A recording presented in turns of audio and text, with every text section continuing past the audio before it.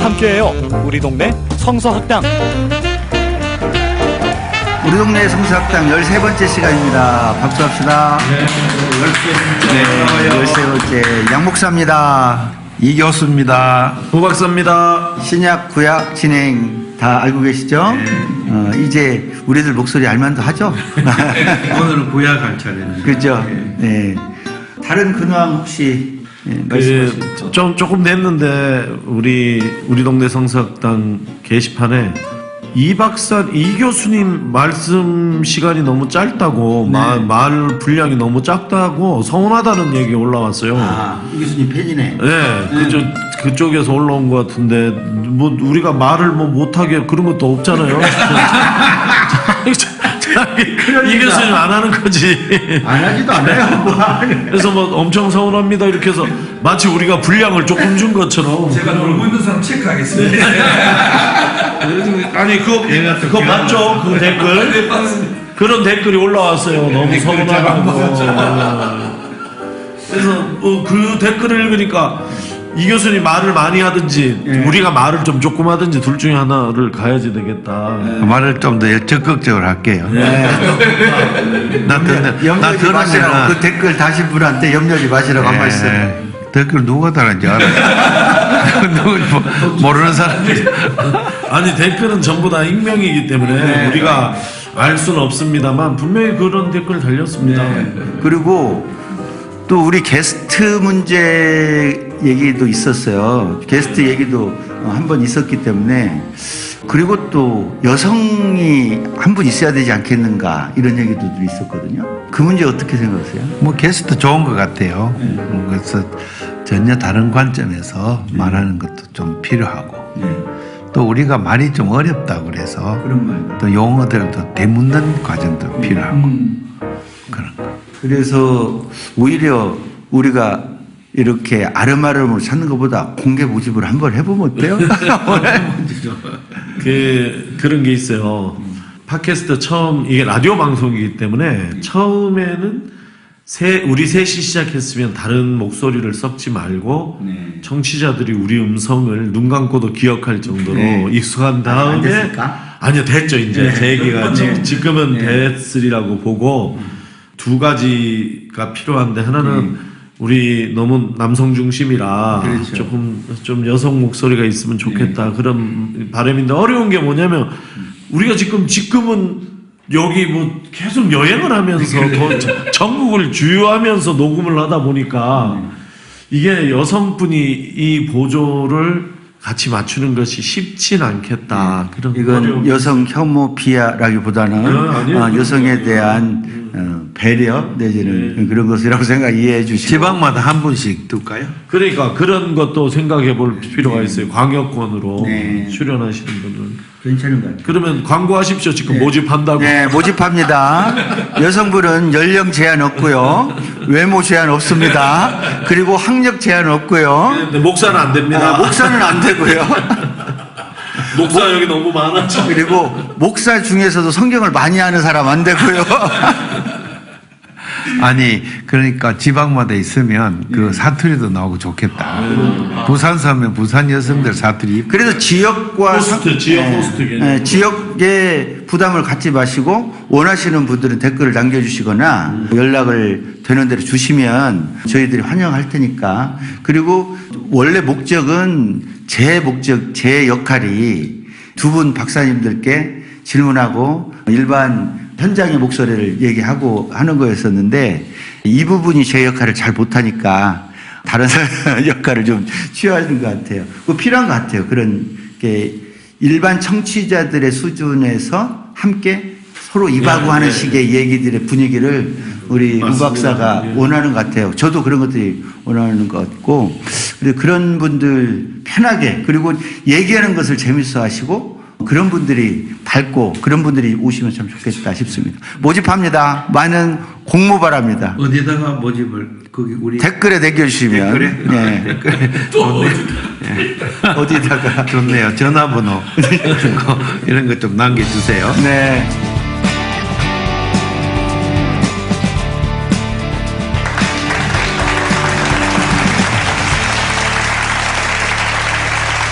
자, 양심포나 양목사 생각 넘어가 보도록 하겠습니다. 오늘은 다른 동네 기독교 얘기를 한번 해보고 싶죠.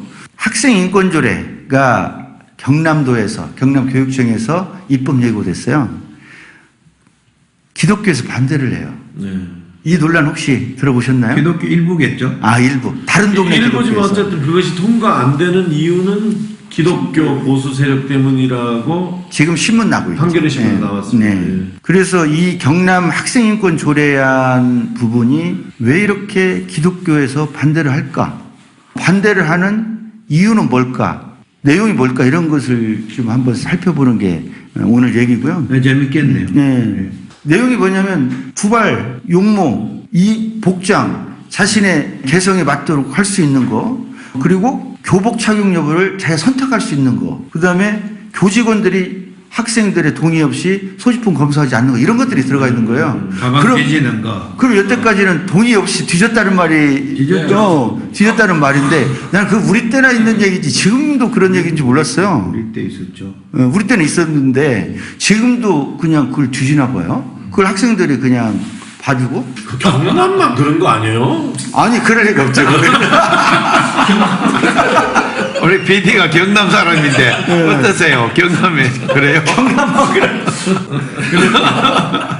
그래서 경남 전교조 경남지부는 찬성하고 거기에 추진본부들은 찬성하는데 기독교 단체 그리고 다른 동네 기독교를 중심으로 반대운동 캠페인 전단지 이런 것들을 돌리고 있어요.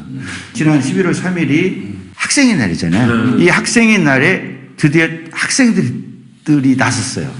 그래서 서로 수다회, 토론회 이런 것들을 통해서 인권조례를 통과시키자고 운동을 시작했는데 이게 기독교계의 반발을 그래서 지금 정면으로 부딪히고 있는 형국이에요. 전단지를 받아본 그 학생들이 어떤 느낌이냐면 전단지는 어떻게 나오냐면 이 학생들, 움직이는 학생들은 전부 외부 세력에 특히 좌익 세력에 조종을 받는다는 거죠.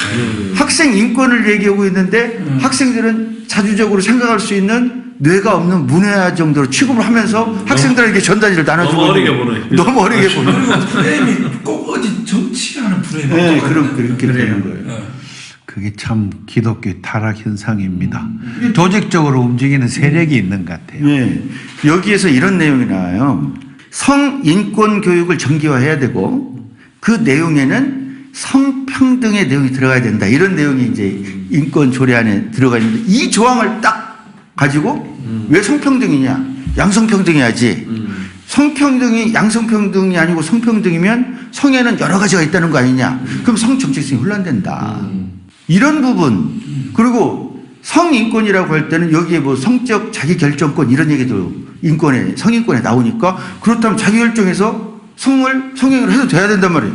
이런 식으로 경광부여하고 있으니까 이것을 가지고 이 전체를 성교육을 성인권교육을 음란교육이라고 하니까 이건 동떨어져도 이렇게 동떨어져. 그게 기독교가 반대하는 명분이겠네. 이유는 아니라고 봐. 나 이유는 따로 있다고 보고, 근데 명분을 그걸로 잡아가지고. 예. 그런데 그것을 반대하는 사람들의 전단지를 받아본 찬성하는 사람이건 찬성 반대를 상관없이 그냥 관심 없던 사람이 그 내용을 보면 황당한 얘기인 거예요. 아니 CTS 방송국이 프로그램을 그걸 다뤘어요.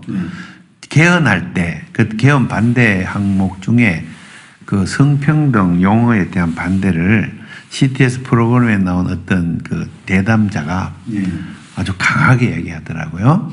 그 양성평등이라고 딱 규명을 해야지 문구를 성평등이라고 하는 헌법은 안 된다. 막 이렇게 기독교는 결사반대해야 된다. 막 이렇게 나오더라고. 올 들으니까 바로 그렇게 일정한 어떤 지침에 따라서 어떤 반대 운동을 하는 조직이 있는 것 같아요.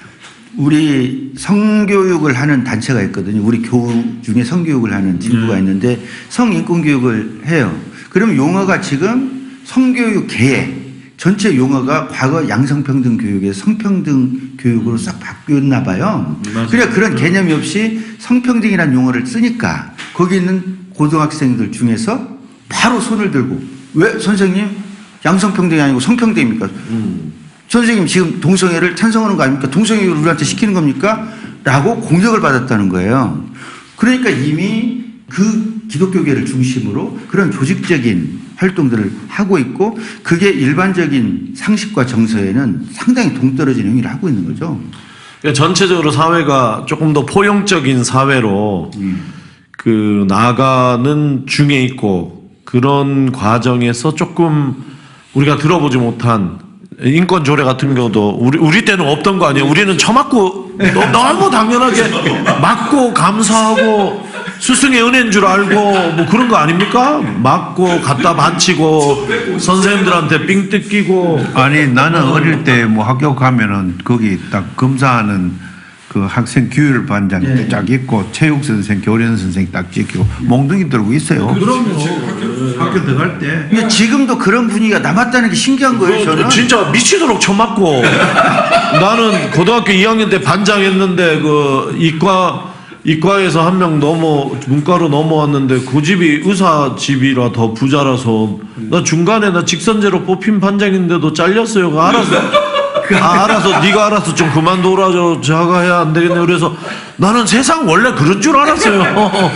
그러니까 그리고 우리 아들도 학교 그 미국에서 교육 받다가 이제 5학년 때 오긴 왔지만 그 한국 교육에 적응하는데 좀 어려움이 있었고 그래 저도 학부모로서 한국 교육이 얼마나 인권적으로 선진국 기준으로 볼 때 아직 좀 가야 될 길이 많이 있다. 그 안에서 선생님들이 겪는 고충이나 이 속도가 빠르기 때문에 그 안에서 일어나는 문제를 모르는 바 아니에요. 우리 교인들 중에도 선생님들 많이 계시고 알지만 전체적인 방향은 이 포용사회를 향해 나아가면서 학생들의 인권 당연히 그것을 존중해야지 되는 것인데 교회가 이것을 왜 조직적으로 반대를 하는 일에 이렇게 열심을 낼까? 예. 이렇게 교회 이름을 걸고 반대를 하게 되면 이름이 학생 인권조례잖아요.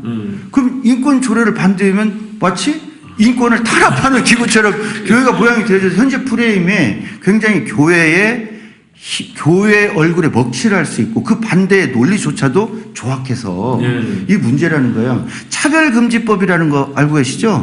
인권조례는 학생인권조례로 지금 얘기되어지만 차별금지법은 전 사회적인 얘기인데 이미 그게 10년 전에 발의가 됐는데 한국 교회 반대 때문에 지금 10년째 못하고 있는 거예요. 최근에 차별금지법의 내용에 보면은 거기서 성적 지향과 성별 정체성이라는 그것만 빼면 찬성하겠다라고 한국 교회에서 얘기를 했어요. 결국은 동성애 문제로 집중이 되네요. 그런데 그 차별금지법을 제정을 추진하는 측에서는 만약에 그 부분을 빼면 그러면 성 정체성이 불분명한 그들이 주장하는 대로 불분명한 자랄지 성소수자랄지 이런 사람을 빼면 차별금지법을 빼면 그런 사람들은 차별해도 된다는 논리를 역으로 되기 때문에 그것을 빼는 것은 곤란하다라고 하는 것으로 지금 공방을 하고 있어서 차별금지법을 반대하는 기독교는 이제 차별을 조장하는 집단이 되어져 버릴 가능성이 많아서 네, 실제로 그러고 있습니다. 현재 그렇죠. 그리고 그 차별금지법은 주로 소수자, 사회적 약자에 대한 차별금지법이어서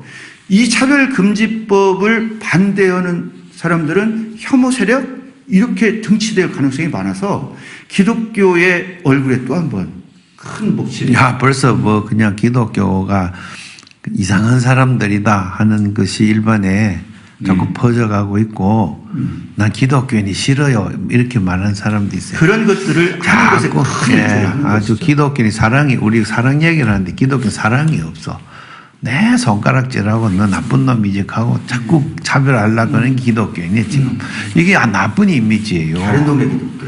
예. 기독교가 그러니까 그 사람들이 기독교를 먹칠을 하고 있는 지금 현재 그게 사실은 지금 현재 그들이 설사 순수하게 교리를 지키기 위하여 성경의 교리를 지키기 위하여 일을 한다 하더라도 현재 진행되어지는 인권조례 차별금지법에 대해서는 빈대 한 마리 잡으려다가 초가상관 다 태우고 교회 먹칠 다 해서 모든 선교의 문을 곳곳에서 지금 막고 있는 그런 절차를 하고 있다. 전도간대요. 전도. 네, 맞습니다. 전도의 문을 막고 있는 다른 동네 기독교 반성하자. 양 목사 생각 양심이었습니다. 아유 정말 반성합니다. 아니 이 문제는 사실 왜 동성애 문제 포함해서 다 복음에 대해서 기독교인들이 그렇게 하는 분들이 깊이 이해하지 못했다. 표면적으로는 그래요. 근데 이게 이제 복음에 대한 이해가 아니라 사실은 다른 정치적인 이유나 있겠죠. 이 에스더 거기에서 밝혀진 것처럼 그래서 복음을 설명해도 안 돼, 사실은. 예, 필요가 없으니까 그렇죠. 얘기도 하기도 싫어. 근데 이미 진영 논리로 예, 이게 가버린 것 같아. 그러나 또 중간에서 행여라도 양쪽 사이에서 그런 목사님들이 하는 얘기도 옳지 않나 이렇게 생각하는 사람들을 그런 분들이 있다면 그래서 우리 얘기를 하는 거예요. 우리가 신약 구약 발제에서 이런 것과 연결되는 복음 해설을 아니 이 반대는 국제적으로 움직이는 것 같더라고. 미국에서부터 이렇게 맞습니다. 한국에 그런 이렇게 해서 부분이 있어요. 특히 미국 남부에서 이렇게 딱 같이 얼라이언스를 동맹을 맺어갖고 막 하는 것 같아요. 거의 무섭다고 그러고. 네, 그 정도로. 우리가 이기기 어렵겠네요. 우리는 성령님이 사랑이시기 때문에 반드시 이기게 돼 있습니다. 예. 이 양심 코너는 문제 제기라면 신약 구약 발제는 이제 성경적 답이겠어요. 예, 그런 것을 즉시 오늘 제기한 것을 오늘 답을 내지 못하겠지만 그렇죠. 네. 염두에 두고 꾸준히 들으시는 분은 그렇죠. 그 답을 또 성경에서 생각해 볼 수 있는 기회를 우리의 장점은 사고가 늘 일관되게 네. 성경에 맞춰져 있다는 거예요. 그리고 그것이 그게 힘이라고 봐요. 일관성을 잘 유지하고 있다는 거죠.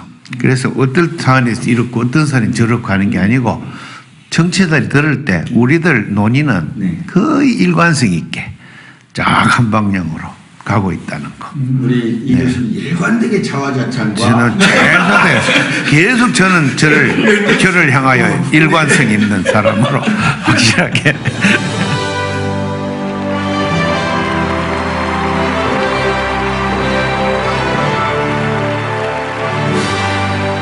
구약 발제 오늘은 기대하겠습니다. 이 교수의 구약 발제. 네, 반갑습니다.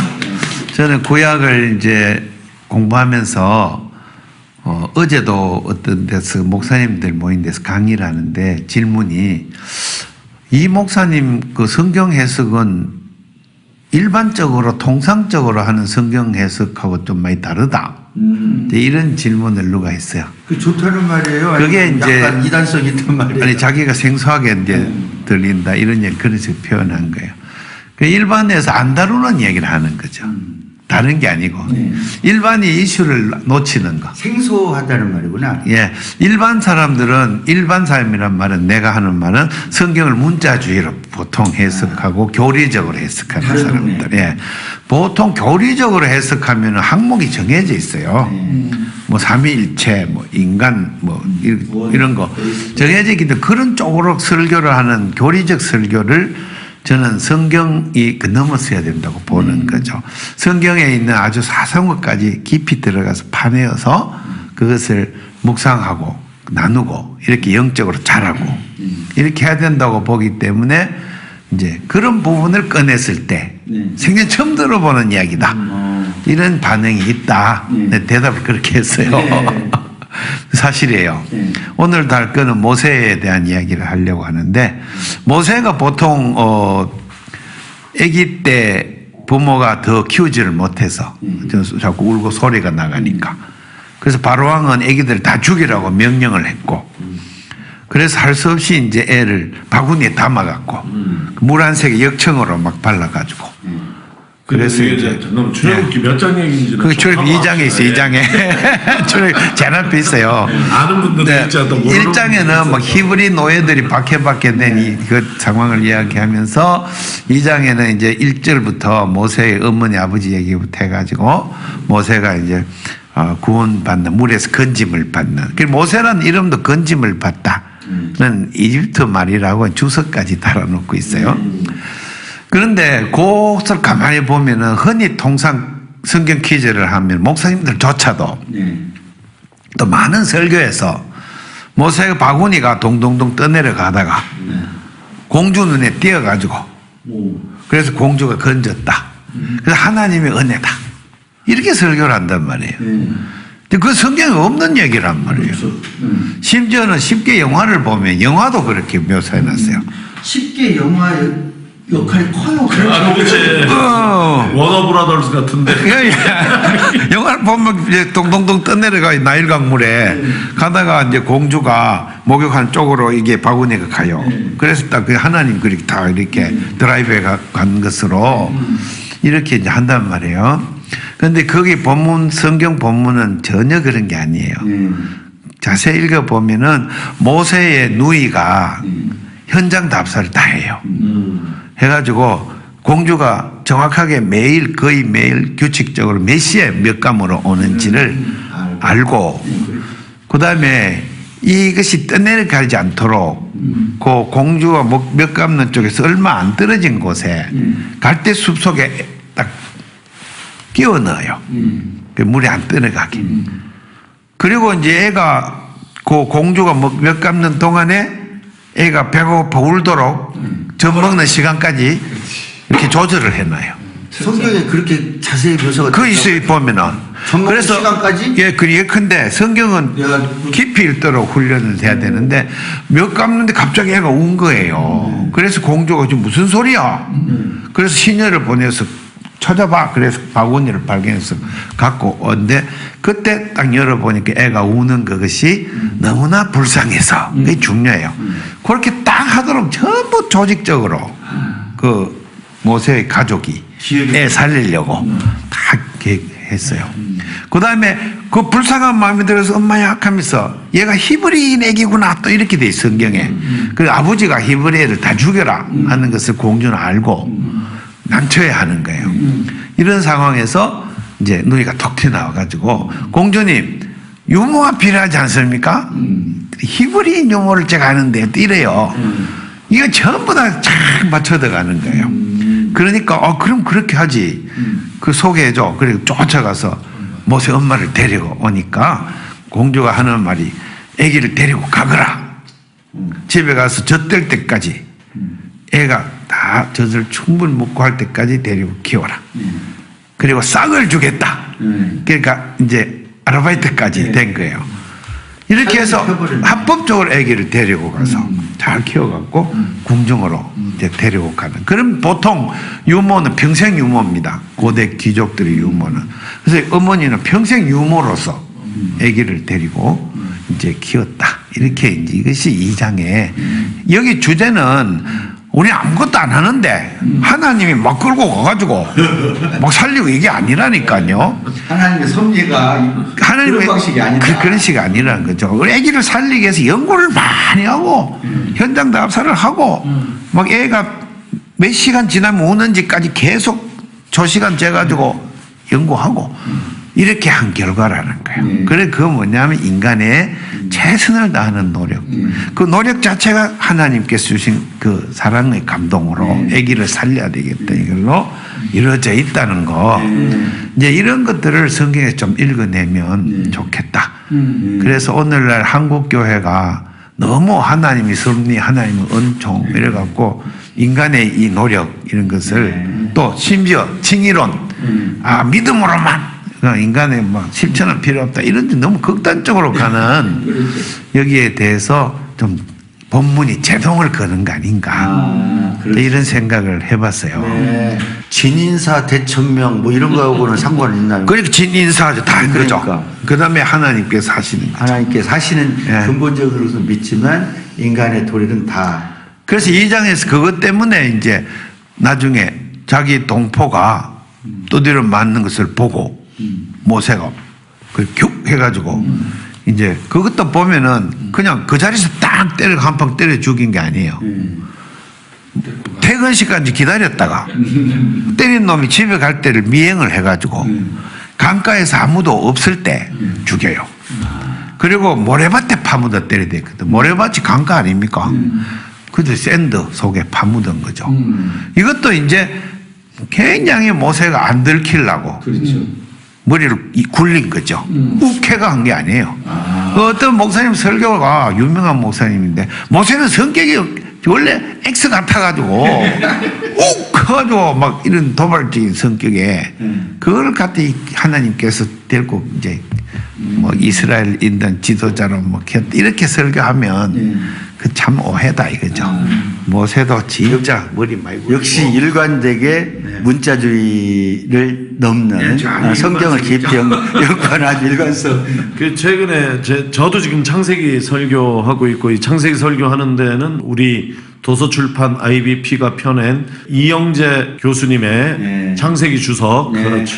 4권 전권. 깨알 광고였습니다. 예, 이거 없어요. 지금 거의 절판이라 뭐 광고도 아니에요. 이게 절판이에요. 근데 그거 읽으면서 많이 공부를 하는데 설교하고 하는데 제가 성경을 이영재 목사님 이제 이 교수님 구약 읽는 방식으로 같이 읽으면서 느끼는 게 우리 참 잘못 읽었다 그런 생각 많이 해요. 그게 그러면서 제가 우리 교인들한테 표현하는 거는 성경을 위인전으로 읽었다 우리가. 예, 그러니까 그게 주일학교 신학에서는 그럴 수 있어. 썬데이스쿨 교실에서는 그걸 위인전으로. 근데 위인전이라는 건 뭐냐면 우리가 전제가 아브라함 믿음이 좋았다. 이삭은 믿음이 좋았다. 야곱은 믿음이 좋았다. 다 해서 모세 가족도 이미 믿음이 좋았고 하나님의 의지해가지고 이렇게 했다 이런 생각을 하는데 그렇지 않다니까. 거기가 하나님 모를 때예요. 그런 장면들이 너무너무 많고 이삭도 하나님을 몰랐고 야곱도 하나님을 제대로 못 믿었고 이런 얘기 엄청 많아요. 그럼에도 불구하고 하나님이 사랑하셨다 이렇게 되는 건데 그 모세 얘기도 시작할 때는 모세 가족이 하나님을 잘 믿었습니까? 그 레위인의 부모가 이 딱 그 코멘트 하나만 딱 있어요. 다른 말은 없죠. 6장에 가면 그 족보가 나와요. 아버지 이름, 그 다음에 어머니 이름, 이게 거기 나오고, 그 다음에 누이 아론, 거기 나오면 6장에 가서야. 처음에는 익명으로 나와요. 근데 제 얘기는 뭐냐면, 그 출애굽, 그러니까 애굽에 가서 노예가 된 이스라엘의 신앙의 상태를 일반적으로 어떻게 봐야 되냐. 그거는 이제 거의 나중에 입증돼요. 출애굽 이후에도 광야에서 하나님을 원망하기를 그냥 10번도 더 하고 10번이라고 하면 거의 무한수입니다. 모세를 갖다가 원망하고 거역하기를 조금만 기분 나쁘면 또 아니면 또 배고프면 원망하는 그 죄인의 속성을 죄인의 속성이 아니라 금송아지 만들어 놓고 이게 애굽에서 이끌어냈다. 내 신이다. 이렇게 말하는 거 보면 하나님을 알았다고 볼 수 없죠. 그러니까 그때도 이미 하나님을 잘 알지는 못하는 상태에서. 그렇죠. 예. 인간은 죄인이라는 것을 계속 성경은 이야기해요. 선악과를 먹은 이후로는 심지어는 성경의 주인공들까지. 그렇죠. 모세나 죄의 예. 그 사슬에서 못 벗어나고 있죠. 그게 뭐냐면 이기주의란 거예요. 그래서 못 벗어나오고 있는 이걸 성경 계속 하다가 마지막 신약과하고 예수님의 그 십자가 사건으로 그 사슬이 딱 풀리는 그걸 드라마를 성경이 연출하고 있거든요. 대단한 책이죠. 어쨌든 오늘 그 성경을 주제로 한 말씀은 하나님의 섭리로 치환해 볼 것이 아니라 하나님의 섭리는 이때 인간이 그 하나님의 섭리에 맞는 실천 구체적인 계획 이런 것들을 맞아떨어져야 된다. 뭐 이렇게 해석해도 되는 거 아니에요? 예, 철저하게 인간적인 문제들을 우리가 최선을 다해서 하고 포세이돈 어드벤처란 영화 주제도 그런 거예요. 그래서 최선을 다해서 우리가 인간적인 노력을 하고 동시에 기도도 겸해서 가야 되지 기도만 하고 예컨대 어느 땅을 갖다가 1억지 샀는데 10억짜리로 만들어 주세요. 맨날 가서 기도만 하면 그러니까 10억 되면 안 된다 이거예요. 내 말은. 그런 게 너무 많아요. 이게 신앙에. 그러니까 최근에도 개척교회 한 분 만났는데 어떻게 교회하고 있습니까? 하나님이 하셨다. 이게 신앙 고백으로는 좋은데 제가 꼭 더 묻는 것은 그러니까 당연히 하나님이 하셨지. 근데 하나님이 어떻게 하셨는지 얘기를 좀 해봐라. 당신을 통해서. 그 또 어떤 일 물으면은 성령이 하셨다 그래. 성령이 하셨다. 네, 그러니까 성령이 당신을 통해서 어떻게 하셨는지 구체적으로 좀 얘기를 해보라. 진짜 그 성령 때문에 시험 많이 드는데요. 옛날에 어떤 유명한 간증하는 분이 있었어요. 테이프 많이 넣어. 옛날 테이프를 할 때. 그분은 뭐 서울대 의대를 기도를 해서 들어간 사람이에요. 공부도 안 하는데. 기도를 막 해서 거의 뭐 만점을 받고 그다음에 뭐 하여튼 무슨 문제가 있으면 공부는 안 하는데 기도하면 답이 보이는 거예요. 그런 은사를 하나님 주셨다는 거지. 이런 식의 기독교는 그거는 마귀가 하는 짓이지. 그건 바알숭배, 마법, 성경에 말하면 마법, 요술 등등의 그건 악한 악령이야, 악령. 목적이 성령을 받으면 지난번 모임에서 성령을 받으면 사람을 사랑하게 되는 건데 하나님이 하셨다. 그래서 내가 서울대 갔다. 이렇게 하는 것은 성령을 받아서 세상 출세했다. 이것의 방향이 가기 때문에 그게 마귀가 하는 짓이라고. 그래, 너무 그렇게 많고 또 목사님들이 학생들한테 가르칠 때 꼭 기도해라. 시험 칠 때 꼭 기도해라. 이렇게 하면 기도를 너무 강조하다 보니까 어떤 학생들은 교회 와서 아예 철야 기도를 해. 시험 치는데 그러면 안 되지. 그러다 신학교 가잖아요. 그러다가 점수 안 나가지고. 점수 안 나가 신학교 믿음이 좋아서 가는 거지. 믿음이 좋아서 가는 건 맞는데 공부를 너무 안 해. 기도만 하고. 그러면 안 돼. 공부를 열심히 하고 기도도 하고. 제 말이 기도하고 공부 열심히 하고 이렇게 하고 하나님께 감사하고 이래야 그때 되지. 때리는 건 볼펜 굴리는 소리 하지 말고 좀 제발. 볼펜 굴리는 그런 기분이야. 죽여. 그래 갖고는 우리 신앙이 삐뚤어져. 그러니까 그런 어떤 신비적인 것 또는 초월적인 것에 기댄다고 하지만 본질적인 것은 그걸 기도해서 원하는 게 뭐냐? 진짜 하나님 말씀대로 살라 그런 거냐? 세상 출세에 위한 거냐? 이걸 물어보면 사실 뻔하다는 거예요. 그리고 모세 같은 경우는 이제 애가 죽으니까 살려야 되니까 그 생명을 이제 살려야 되니까 이 절체절명의 순간에 하나님 앞에 전적으로 의존하는데 그 의존이 그냥 애를 물에다 훅 띄워버리는 그런 게 아니다 이거죠. 애가 애를 내가 찾아내는 거죠. 오는 거죠. 오늘 9번째 인간의 노력과 하나님에 대한 믿음이 같이 가야 된다. 같이 늘 같이. 하나님 100% 인간 100%. 네. 마무리 말씀 우리 우 박사 한 말씀 하시고. 예, 처음 들을 때 이게 무슨 주일학교 교실 같은 말씀을 하시나 이렇게 했는데 또 새겨 보니까 아, 우리 신앙 안에 그런 게 큰 문제구나, 우리가. 그게 꼭 그 믿음에서 나오는 것도 있지만, 때로는 그렇게 하나님이 하셨다 이런 걸 통해서 하나님의 어떤 권위를 내가 입으려는 그런 노력도 있고, 여러 가지 부작용이 있습니다. 그런데 원칙적으로 우리가 그렇게 모세의 가족들처럼 최선을 다하고 하나님의 은혜를 바라야 된다. 예. 저도 그렇게 생각해요. 그래서 우리 목회도 그래요. 최선을 다해 성경 공부하고 연구하고 목회 설교 지치지 않게 파고들고 끝까지 이렇게 나가서 하나님 마치 마지막에 괴로울 때 은혜를 주셔서 땡 하고 깨닫게 해주시더라고요. 그러니까 우리 동네 성사학당이 우리 동네도 그거 아닙니까? 인간의 상식과 합리에 서서 하늘의 은총을 구한다. 그래, 그게 기본인 거예요. 그렇게. 하늘의 은총을 구하는 인간의 노력 또는 인간이 마땅히 해야 될 바에 대한 실천, 이 부분이 통합적으로 되어지는 거. 상투적인 교회 오래 다녔던 사람들, 특히 저같이 오래 다녔던 사람들한테는 그 상투적인 교리적 표현 또는 문화적인 기독교적 표현, 하나님을 존경하는 표현인 것 같지만 또 하나님한테 기대가 하나님한테 떠넘기는 이런 것들이 다시 성경으로 깊이 성경을 보는 눈으로 다시 한번 해석하는 거 좋은 가르침이었습니다. 감사합니다. 네.